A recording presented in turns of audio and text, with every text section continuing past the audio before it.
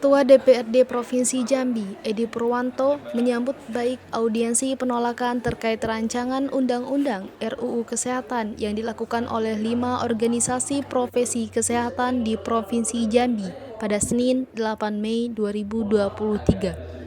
5 organisasi kesehatan tersebut terdiri dari Ikatan Dokter Indonesia (IDI), Persatuan Perawat Nasional Indonesia (PPNI), Ikatan Bidan Indonesia (IBI), Persatuan Dokter Gigi Indonesia (PDGI), dan Ikatan Apoteker Indonesia (IAI). Edi menyebut dalam audiensi telah disampaikan beberapa hal yang menjadi tuntutan dari organisasi profesi kesehatan, terutama mengenai siapa saja yang dirugikan dalam pasal-pasal di RUU Kesehatan. Selain itu, DPRD Provinsi Jambi juga telah menerima naskah penolakan yang akan segera disampaikan langsung ke DPR RI.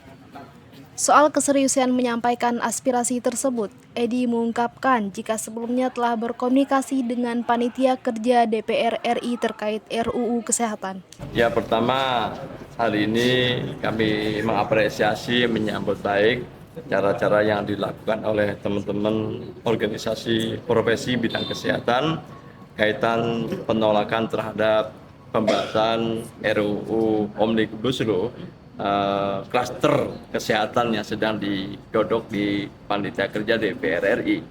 Dan tadi terjadi dialog, diskusi, beberapa hal yang disampaikan kepada kami, baik secara kelembagaan sampai kepada pelayanan kesehatan dan siapa yang dirugikan terhadap beberapa pasal-pasal dalam RUU itu. Dan kami tentu sudah menerima naskah penolakan mereka.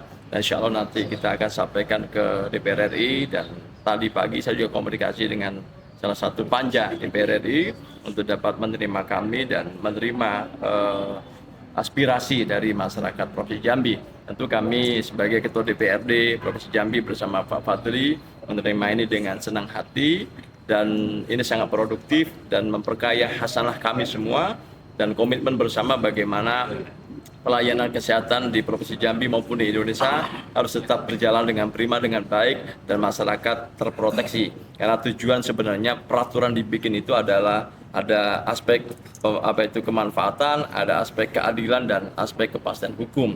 Dan harapan kami ini harus buka cakrawala berpikir kita semua, sehingga nyawa itu adalah hukum tertinggi kita, dan ini harus menjadi semangat bagi kita semua untuk membuat regulasi yang mempertimbangkan semua sektor secara holistik, secara terintegral, secara komprehensif, sehingga memang undang-undang dibikin dengan ideal dan baik seperti itu.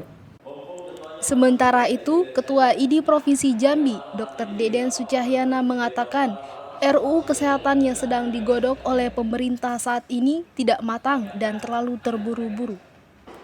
Menurutnya, pembahasan harus dihentikan terlebih dahulu dan dibenahi kembali. Deden juga turut mengkhawatirkan keberadaan organisasi profesi kesehatan yang rencananya akan dihapuskan lewat RUU Kesehatan. Terhadap Ketua DPRD Provinsi Jambi untuk menyampaikan aspirasinya sehubungan dengan penolakan pembahasan Omnibus Law RUU Kesehatan. Ya, sebagaimana kita sama-sama kita ketahui bahwa pada hari ini juga ada kegiatan di Jakarta, di pusat Jakarta secara nasional, dan aksi penolakan tersebut. Di Jambi kami memilih untuk berdialog dengan anggota DPRD. Intinya adalah kenapa kami sampaikan untuk penolakan, karena seyogyanya RUU ini untuk sebelum diajukan dimatangkan kembali dengan dialog dengan prosedur yang menurut kami langkah-langkah yang terlalu terburu-buru, ya, sehingga tidak, tolong di stop pembahasannya, dibenahi lagi baru diajukan kembali.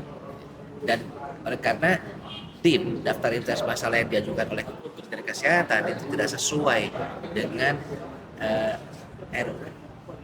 usulan RUU sebelumnya, sangat tidak sesuai. Dampaknya yang kami ributkan, kami khawatir sebenarnya dampaknya masyarakat, dan ini sangat tidak disadari oleh masyarakat, dan bahkan juga sama tenaga kesehatan juga tidak sadar dampaknya oleh masyarakat. Jadi banyak sekali rugikan. Contoh pertama mengenai kapitalisasi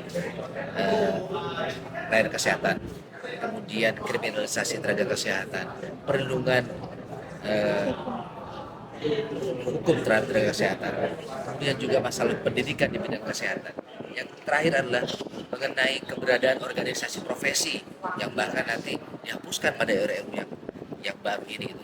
Dampaknya seolah-olah hanya dialami oleh tenaga kesehatan, padahal dampaknya nanti akan dirasakan langsung adalah masyarakat itu sendiri.